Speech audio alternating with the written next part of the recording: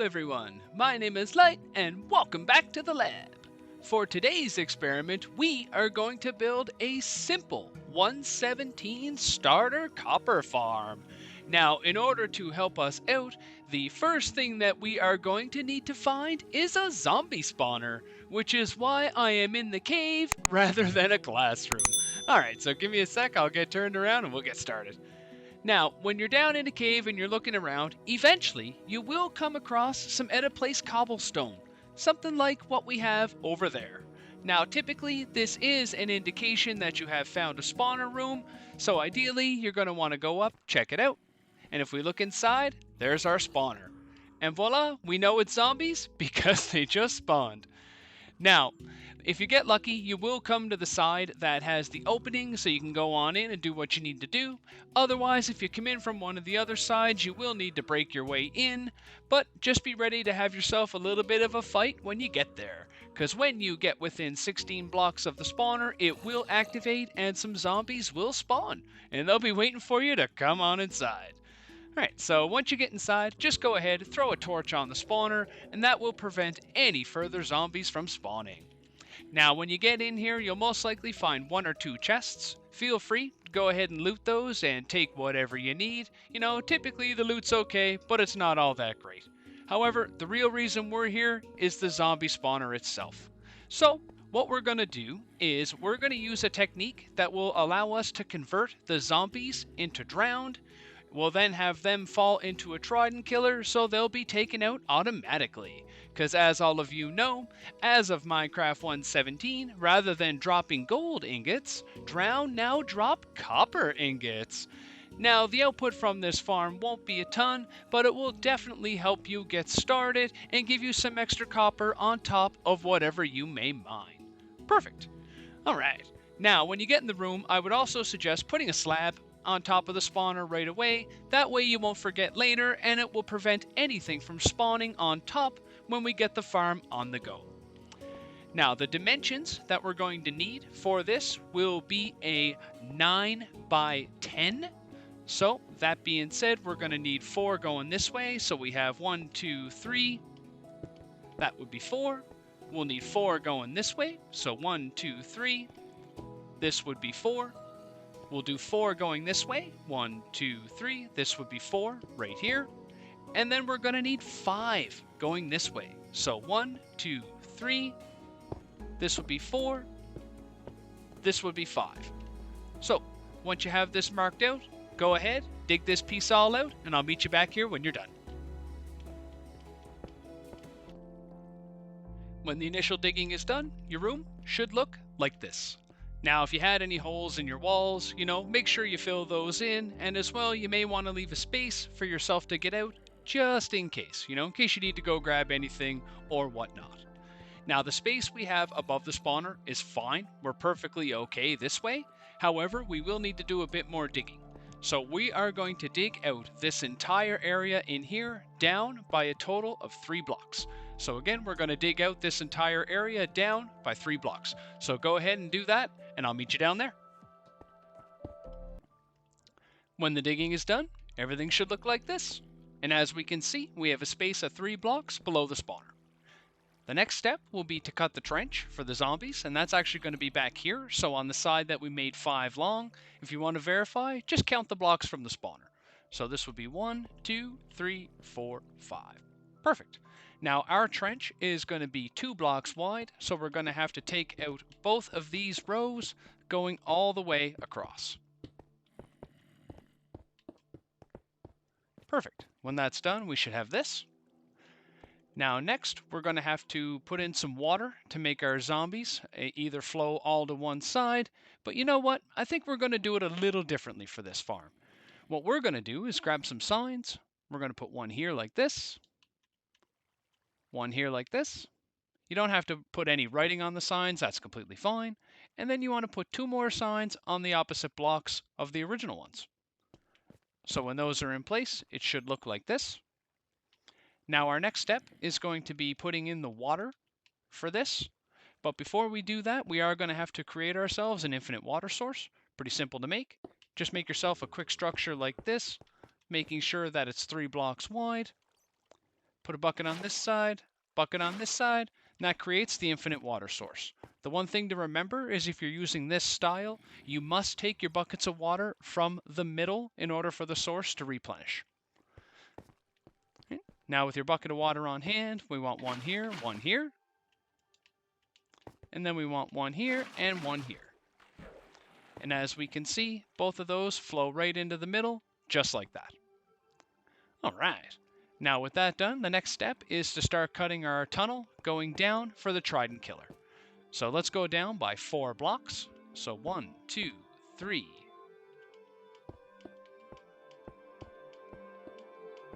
Okay, that's 3. And then we need one more. Perfect. Perfect.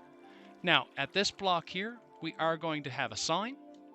Again, you don't need any writing on it. We'll need another one here. And 2 more on the opposite side. On top of these signs, we're actually going to put some water. So now we're going to have to dig down by another block so we can put the water in. And you can actually go down by another block as well. So that was 2 more. Grab a bucket of water. We're going to put one there. And then we're going to put one there. Just like that. So that way that becomes full water sources and is calm and even. Next, grab some cobwebs. You're going to need 4 of these, and we're going to put these right in the water. So one there, one there, one there, and one there. Perfect. And if we go upwards, we can see that these cobwebs are indeed waterlogged. Perfect. Now that we have those in place, what's going to happen is when the zombies come into here, they're going to fall in, they're going to fall slowly through the cobwebs, and the amount of time that they spend in the water will be just enough to convert them to a drowned. Perfect. Now that all that's in place, let's dig down by 1 more block. So in total, we should be down by 7 blocks. So that was number 4, where we put the signs, 5, 6, and 7. Perfect. Now that we're down at this point, go ahead and dig 5 blocks this way. Turn this way, dig another 5. Turn this way, dig another 5. Turn this way, and dig another 5. Now the next step will be to go ahead and dig out all that area, because that's going to create the space we need for the AFK spot and the Trident Killer. So go ahead, do all that digging, and I'll meet you back here when you're done. When the room is all dug, everything should look like this. Now I decided to actually only go with a 3 wide room because I found the 5 to be a little big, but if you would prefer a bigger room, by all means. Now as you'll notice though, it is a little cramped in here, so I would also suggest taking out at least 1 block above us to give us a little more space. So go ahead, take out the 1 block all the way around. I'll meet you back here when you're done. Alright, now that we have some room to work, we can start putting in the components for our Trident Killer. Now, if you do have markers here, like I have with the torches, you can go ahead and get those out of your way. Okay, so first things first, break the 4 blocks where your markers were, and then we need to go back by an additional 3 blocks in each row. So 1, 2, 3, 1, 2, and 3. Perfect. In these spaces here, we're going to want some chests, so make sure you have 4 chests. So 1, 2, 1, 2, just like that. And going into those chests, we're going to want 3 hoppers in each row, pointing into each chest. So 3 like that, and 3 like that. When all that's in place, everything should look like this. So far, so good. Next, go ahead and grab your pistons. We should have 4 of these. We're going to want 1 here like that, turn to your right. 1 like that, turn to your right. 1 like that, turn to your right. 1 like that. Perfect. Right, so next, go ahead and grab your observers. We should have 8 of those. Now, the way we're going to want to put these in, come to a corner like this, put 1 down so the arrow's pointing out. Come to this side, put your next one in so the arrow's pointing in. So again, arrow pointing out, arrow pointing in, arrow pointing out, arrow pointing in, arrow pointing out, arrow pointing in. Just like that, all the way around. Perfect. Right, next, go ahead and grab your trident. You can throw that right at one of the pistons, just like that. Next, go ahead and grab a lever. We're going to put that on this piston right here, and just give it a flick to initialize the Trident Killer, like that. And if we flick it again, everything should go around automatically, just like that. Perfect. Now we know the Trident Killer is working, so go ahead and turn it off.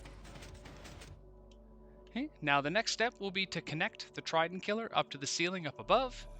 To help with this job, I'm actually going to use some of the new tinted glass, but you could use whatever you like.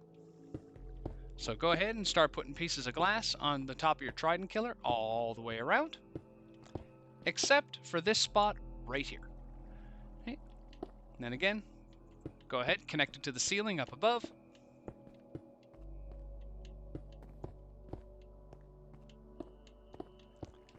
Perfect.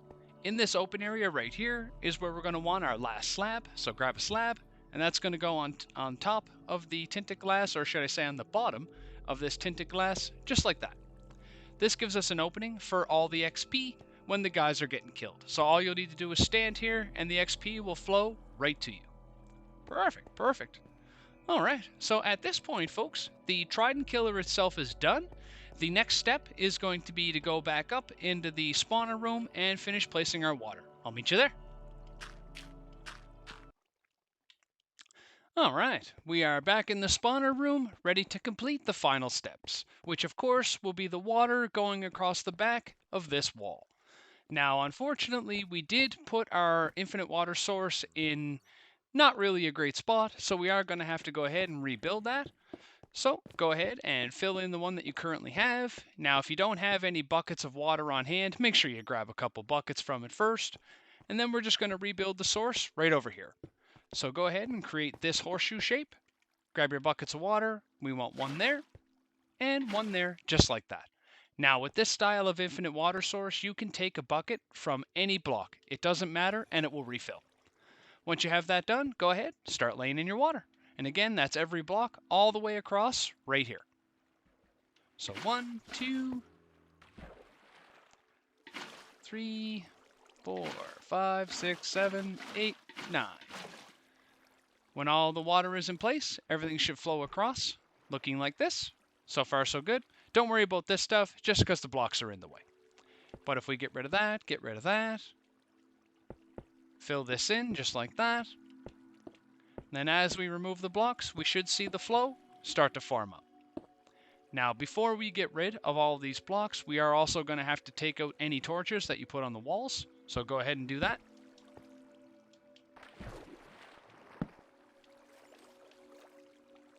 Okay. Perfect. Okay. Once you have all the torches done, go ahead and take out the last of the blocks over here so the flow completes. And then finally, the next step is to get out. Now, the best block I find for getting out of these things is actually a trapdoor, because we can jump on these even though it is technically more than a block high. So if you go ahead, you put a trapdoor there like that, you'll notice it does not interrupt the water, and we can jump up on it like this. Perfect. Now, once you get up here, of course, make sure you take out any torches that you have on the spawner, and the moment we do that, you'll notice we get a zombie.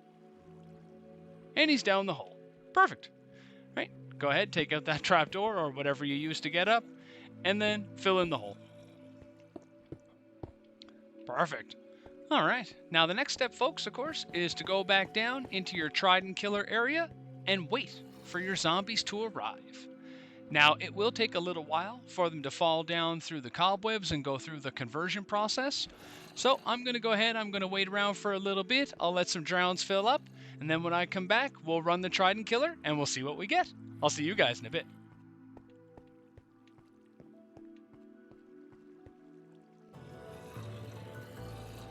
Alright folks, we've let the drown build up for a little bit, and as you can see, we actually have quite a few.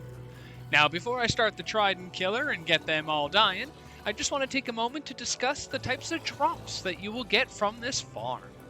So, these drops will include zombie flesh. We're also looking at nautilus shells. We're going to be looking at all the armor and weapons that the zombies may be holding, because as everyone knows, when a zombie turns into a drowned, they immediately drop all their armor and weapons. But not only do they drop them, folks, they drop them at full durability. So if you're very early game, this is a great way to get yourself on some really cheap, easy armor. Now, a lot of it will be gold, of course, because that's mostly what you get, but from time to time you will get the odd one with some iron armor, and you may even get a guy with some diamond armor. They are rare, folks, but it can happen. Alright, so let's go ahead, let's turn on the Trident Killer. And as we can see, the Trident Killer pushes the drowned around and around. So I'm going to go ahead, I'm going to run this for a while, I'm going to let the drops build up for a little bit, and then we'll come back, we'll take a look, and we'll see what we got. See you guys in a bit. Alright folks, we are back. I've had the farm running for a little while, and I think we are ready to check and see exactly what we got. Alright. Now, before we do that, I just have a couple quick notes that I want to throw out there for everybody's information, a couple things that may help you.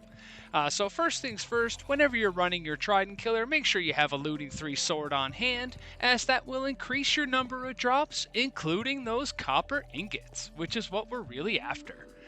And while the farm was running, I actually noticed that some of the drowned were getting stuck up in the cobwebs, and they were grouping up and they weren't falling through. So I went up into the spawner room to do a little bit of troubleshooting, and from what I can see, it is actually the signs that we placed in the trough. So if you find that you're having the same issue and your drowned are getting stuck up in the cobwebs and they're not coming down, go back up into your spawner room and break the 4 signs that we put into the trench. Don't worry about the water, it will just flow down into the chute and the zombies will start falling down like they should. Alright, so now that we have that out of the way, let's check the drops. So, chest number 1, whew, not bad. There we go folks, as we can see, we have 17 copper ingots, bunch of rotten flesh, some nautilus shells, a carrot, a potato, and all kinds of armor and gear. And pretty much everything is at full durability. So if you need an easy stash for iron swords, iron shovels, any sort of gear in that early game, then this is the farm for you. Alright. Now, if anybody's going to be building this farm in their world and you have any questions or you need any help, please feel free to reach out to me in the comments below. I am more than willing to help anyone willing to give my tutorials a try. But on that note, that is all I have time for today. Once again, my name is Light, and thanks for stopping by. Bye!